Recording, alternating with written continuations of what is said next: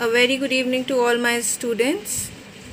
In the last class I have explained you till chemical formula of compounds.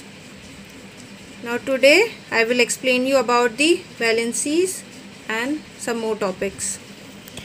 Valency is defined as the combining power of an element. Valency के बारे में जानने से पहले एक बार structure of atom हमें पता होना चाहिए।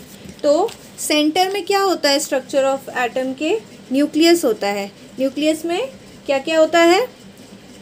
प्रोटॉन्स जिस पे पॉजिटिव चार्ज होता है और न्यूट्रॉन्स जो न्यूट्रल होता है, नो चार्ज होता है जिस पे, ठीक है। तो सेंटर में न्यूक्लियस होता है। फिर इसके बाहर क्या होता है? ये शेल्स प्रेजेंट होते हैं, ये फर्स्ट शेल और ये सेकंड शेल। और इन शेल्स में क्या होता है? इलेक्ट्रॉन्स, ठीक है। इन शेल्स में इलेक्ट्रॉन्स होते हैं।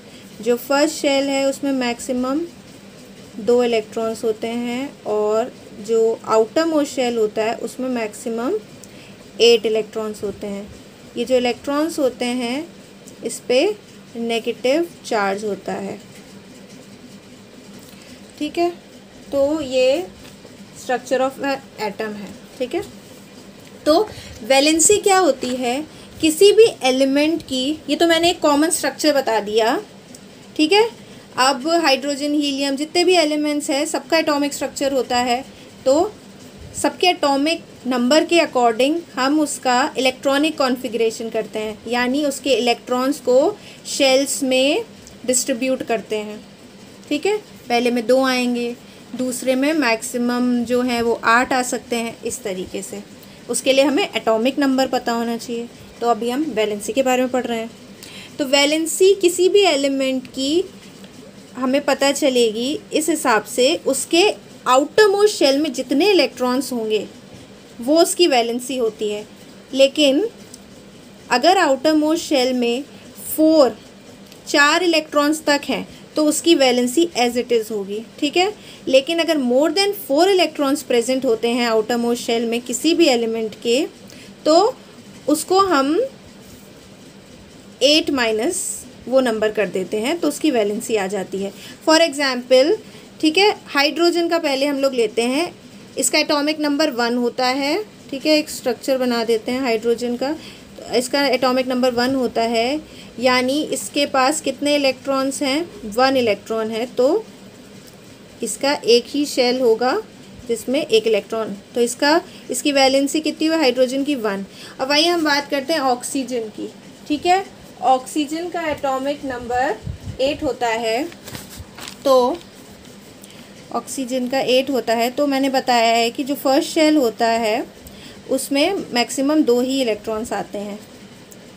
बाकी के जो 6 हैं वो हम सेकंड शेल बनाएंगे, उसमें वो फिल करेंगे, ठीक है।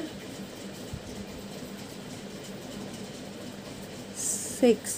तो अब इसके आउटर मोस्ट शेल में 6 इलेक्ट्रॉन्स हैं। तो इसका मतलब ये नहीं है कि इसकी वैलेंसी 6 है, क्योंकि ये मोर देन 4 है, ठीक है। आउटर मोस्ट शेल में मोर देन 4 है, इसीलिए हम इसको 8 से माइनस कर देंगे। 8 से क्यों? क्योंकि इसको अपना ऑक्टेट कंप्लीट करना होता है स्टेबल रहने के लिए, इसीलिए ऑक्टेट यानी 8 इलेक्ट्रॉन्स प्रेजेंट होने चाहिए आउटर मोस्ट शेल में। इसीलिए हम अगर 4 इलेक्ट्रॉन से ज़्यादा बाहर फिल हो रहे हैं तो हम उस नंबर को 8 से माइनस कर देंगे। तो क्या आएगा? 2। तो ऑक्सीजन की वैलेंसी 2। इस तरीके से वैलेंसी निकालते हैं हम, ठीक है। तो valency of an element is related to how many electrons are in the outermost shell. जितने इलेक्ट्रॉन्स आउटर मोस्ट शेल में होंगे वो उसकी वैलेंसी होगी। लेकिन क्या रूल है कि अगर वो मोर देन 4 होंगे तो हम उसे 8 से माइनस कर देंगे। Different elements have different valencies due to some difference in their atomic structure. थोड़ा थोड़ा एटॉमिक स्ट्रक्चर में सारे एलिमेंट्स के डिफरेंस होता है, इसीलिए उनकी वैलेंसी डिफरेंट होती है। अब अगर किसी एलिमेंट की वैलेंसी 1 है तो उसको मोनोवैलेंट बोलेंगे, 2 तो bivalent, 3 trivalent and so on, इसी तरीके से, ठीक है। लेकिन अगर अब हम बात करें कंपाउंड की, तो दो एलिमेंट्स कंबाइन करके कंपाउंड बनाते हैं, ये चीज़ हम पढ़ चुके हैं। तो इसकी वैलेंसी क्या करेगी, दोनों की वैलेंसी कंबाइन करके फॉर्मूला बना देती है, ठीक है, किसी कंपाउंड का फॉर्मूला डिटरमाइन करती है। ये आगे एक्सप्लेन करूँगी मैं अभी आपको किस तरीके से हम लोग वैलेंसी से फॉर्मूला बनाते हैं। नेक्स्ट है आयंस। आयंस क्या होते हैं, ये चार्जेस होते हैं।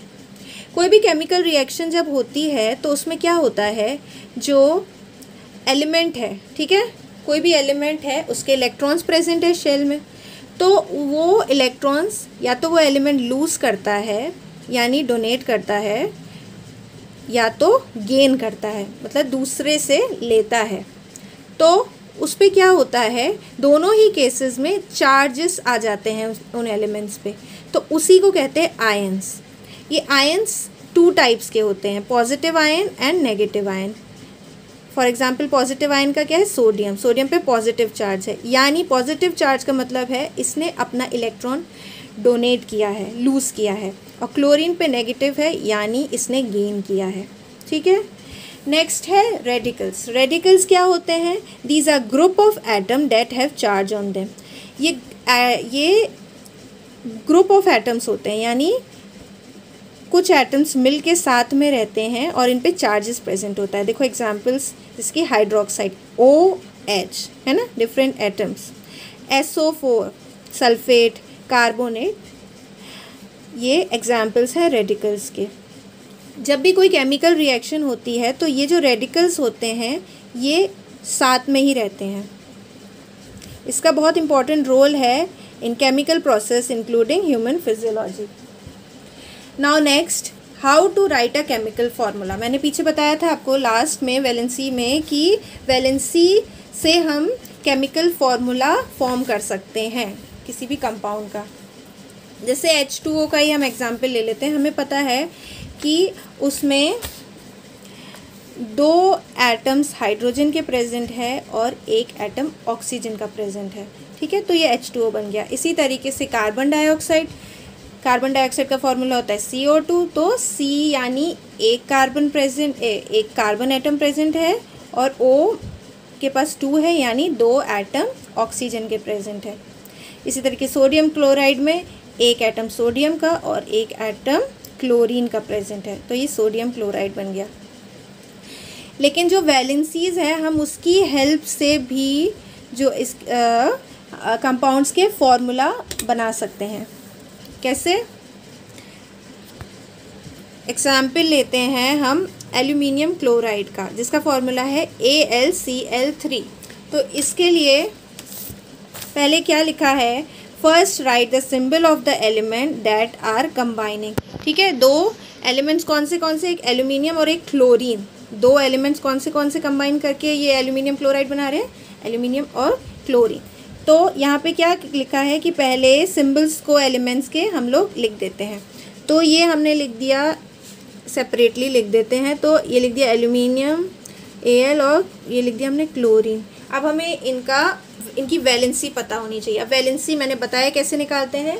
तो जैसे हमें पता है एल्यूमिनियम की वैलेंसी 3 है, तो क्या करना है हमें, next right the valency of the element on the top of their symbol.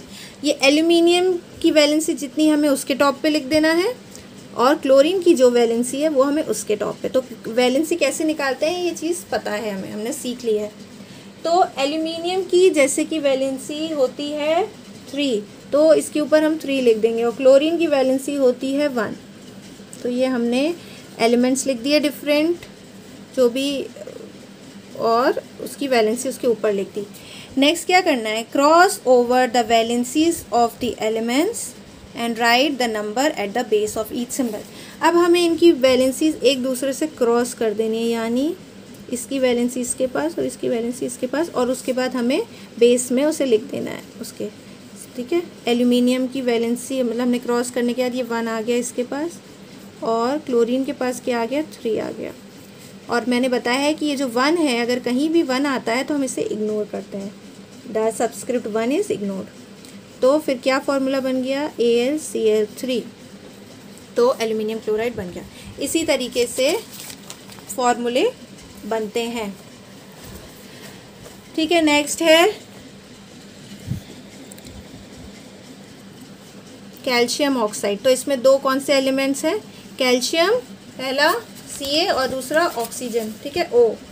तो इसमें क्या किया, हमें कैल्शियम की वैलेंसी पता है 2 है, नहीं पता है तो हमने निकाल ली उसके एटॉमिक नंबर को पता करके, ठीक है 20 होता है एटॉमिक नंबर। ऑक्सीजन की हमें पता है वैलेंसी 2 है। फिर हमने क्या किया, कार्बन की वैलेंसी को और ऑक्सीजन की वैलेंसी को एक्सचेंज कर लिया, तो Ca इसका 2 इसके पास आ गया और O के पास भी 2, तो ये क्या हो गया, इसके पास ये हो गया Ca2O2।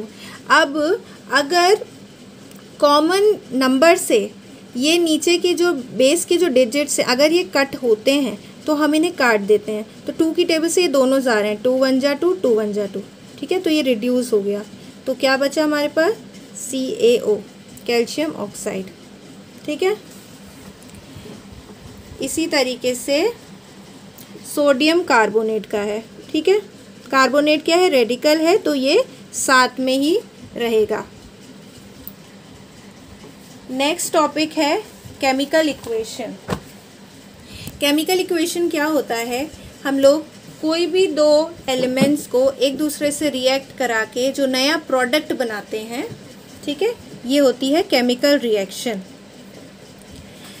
यहाँ पे एग्जाम्पल है जैसे कि कार्बन और ऑक्सीजन, ये रिएक्टेंट हो गए, ये दो डिफरेंट एलिमेंट्स हैं, इनको कंबाइन करके क्या बन गया, डिफरेंट प्रोडक्ट बन गया जो कि है कार्बन डाइऑक्साइड।